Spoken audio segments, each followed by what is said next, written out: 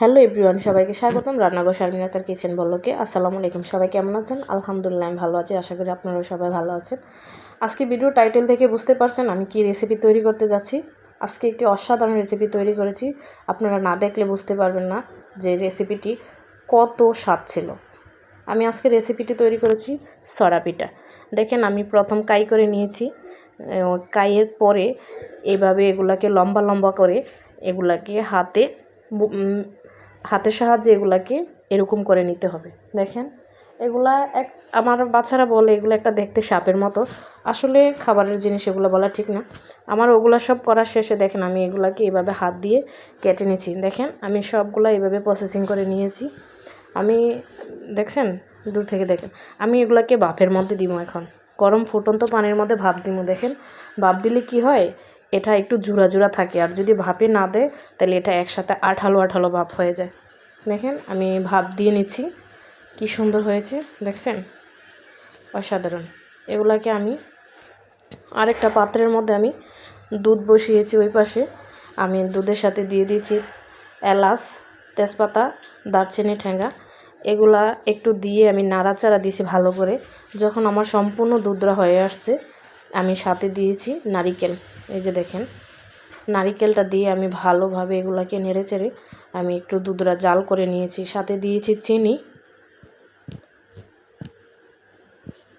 আমার চিনি দেওয়া কমপ্লিট।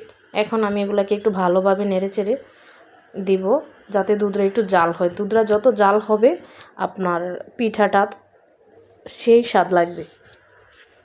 সাথে আমি আরেকটু পরেই ওই অ্যাড করবো লবণ, একটু দিয়ে দিয়েছি। লবণটা একটু দিলে স্বাদটা ভালো লাগবে। যে যার মতো লবণটা দিবেন। আর চিনি যে যেরকম মিষ্টি খান ওই রকম চিনির মিষ্টিটা দিবেন, বুঝছেন। দেখেন আমার দুধ গাঢ় হয়ে আসার পরে আমি পিঠাগুলো দিয়ে দিচ্ছি। দেখেন আমি এগুলাকে এখন ভালোভাবে নেড়ে চেড়ে দেব যাতে নিচে, এই যে দেখেন একদম ঝুরা ঝুরা হয়ে গেছে। এগুলো আর একটার গায়ে আরেকটা লাগবে না, আঠালো আঠালো বাবার হবে না। একটু ভাপ দিয়ে নিলে খুবই অসাধারণ লাগে এই রেসিপিটা। আপনারা অবশ্যই একবার বাসায় ট্রাই করবেন। ট্রাই করে আপনারা দেখতে পারেন রেসিপিটি কেমন হয়েছে।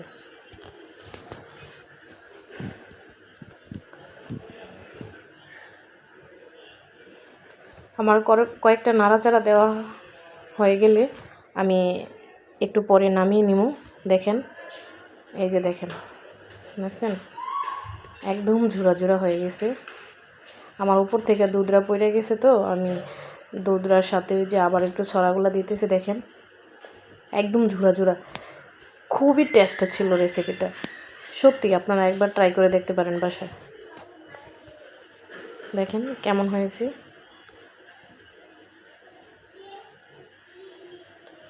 এই যে দেখেন আমি পরিবেশন করছি, কেমন হয়েছে দেখেন। যদি ভিডিওটা দেখে আপনাদের কাছে উপকৃত মনে হয় প্লিজ চ্যানেলটা সাবস্ক্রাইব করবেন, লাইক কমেন্ট শেয়ার করতে ভুলবেন না। আপনাদের কাছে অনুরোধ অবশ্যই আমাকে একটা লাইক দিয়ে উৎসাহ করবেন যাতে নতুন আরেকটা রেসিপি তৈরি করতে পারি। সবার পছন্দের রেসিপি যাতে হতে পারে। সবাই আমার জন্য দোয়া করবেন। আল্লাহ হাফেজ।